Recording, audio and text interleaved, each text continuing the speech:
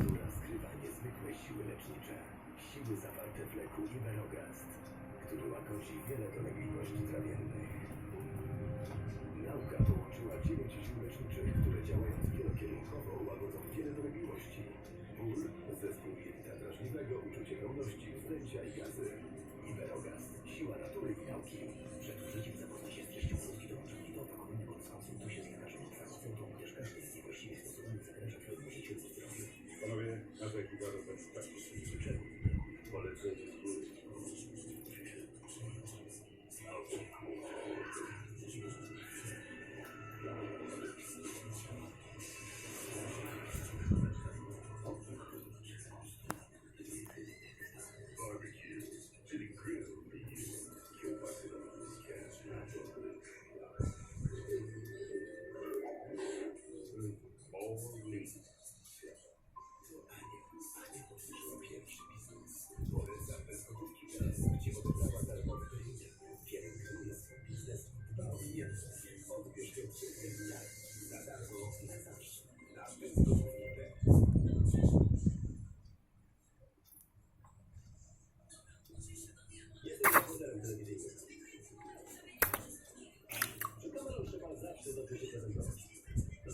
Dawaj miśka.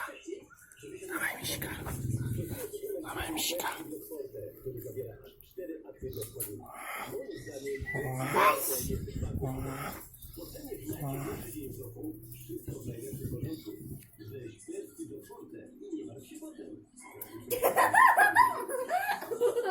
Ha ha ha!